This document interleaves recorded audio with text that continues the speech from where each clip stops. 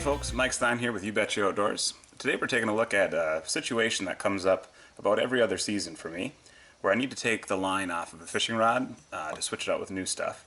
And I used to have to sit and pull line off, just arm length by arm length each time, and I got kind of frustrated with it. So I decided to do a little brainstorming, and I came up with this little tool. It doesn't look like much, because it really isn't. This is just a piece of scrap wood with two screws that I've put inside to act like posts, and then this is just a drill bit attached to the bottom side. And what I do is I attach it, or insert it I should say, in my drill, and now you can watch as I power the drill, you can see that it's rotating. And what I do is I tie the fishing line on one end, and then as it rotates it peels the line off, and then when you really get it going with speed it comes off a lot faster than you can do by hand. So I kind of want to show you how that looks today, how it works, and just kind of give you a couple words of warning before you give it a try yourself.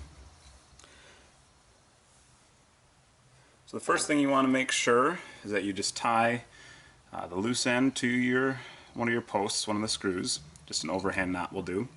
And then I like to start feeding it on, slowly at first.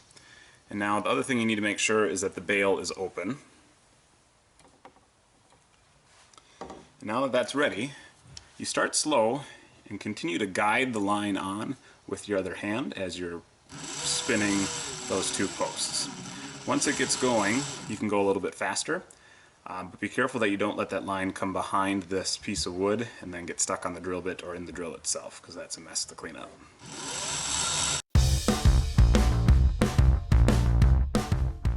Now, as I'm sure many of you do with braided line, I have a monofilament backing, and so I can tell when my fingers hit that I'm getting close to the end, and I'm at the end of my rod now.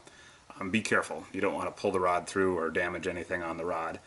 So maybe have someone watching the line coming off the spool. But when it's done, it looks like that. Everything's pulled off. And one of the nice things this allows you to do is to cut that line up. You really shouldn't throw away hundreds of yards of line, because it gets messed up in all sorts of different things. It can get tangled in cars and get tangled on animals, different things in the environment, and you just don't want to do that. That's poor stewardship. So what I like to do is I'll run my scissors and cut this into like 3-inch pieces, which is much more manageable and a lot less hazardous. So that's kind of how it works. Again, real simple tool, doesn't cost you much, probably stuff you have laying around your garage. For Mike Stein at You Bet You Outdoors, have a great day.